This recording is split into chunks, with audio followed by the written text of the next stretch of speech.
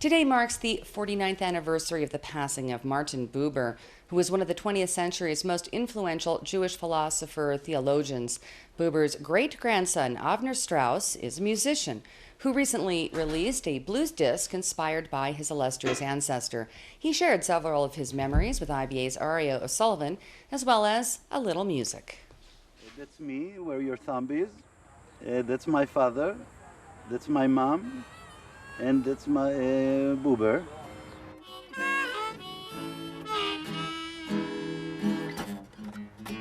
I've got to learn the truth, baby,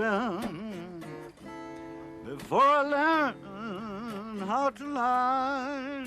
He had light in his eyes, and he was some glow around him, you know, that comes with the dignity of old people with a white beard and light in the eyes. And he didn't talk too much. You know, he translated the Bible into German, and this was a gigantic work, and that's the translation they use today. He was the most respected theologist of the 20th century by Christians as well, and certainly the greatest thinker and philosopher, theologist of the 20th century that lived in Israel. I believe, and the beginning of Zionism, he and Herzl were close friends. הלב שלי הוא גזר, והחיים, החיים הם פומפייה.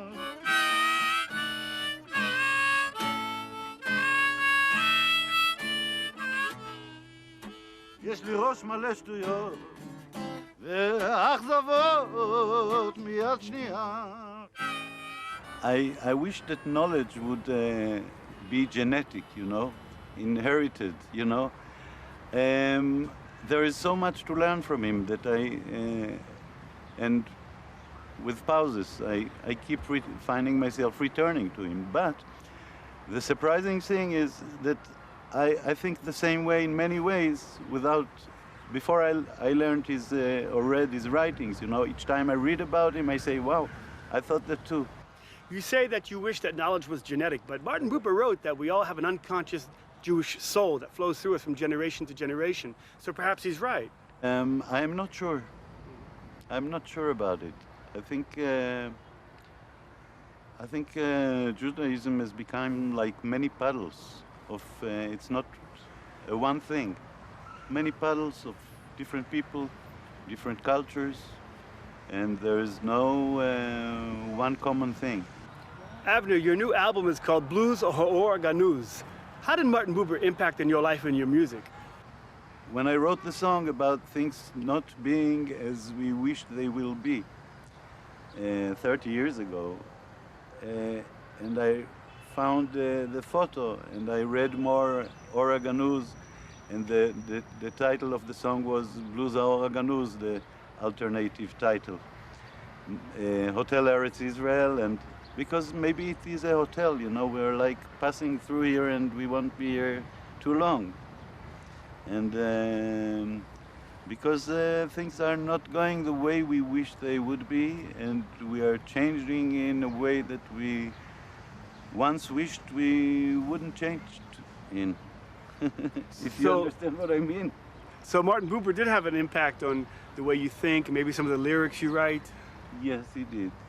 He did, and I think people really don't know enough about him, and it's intentional. When Buber came to Israel in 1936,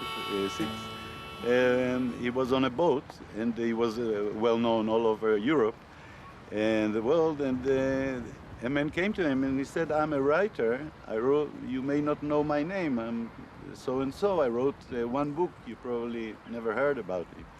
And Buber said, well, I read your book and you're not great enough to be humble. Humble me, Lordy, let me do thy will. My field is dry and there ain't no rain. Humble me, Lordy, let me do thy will.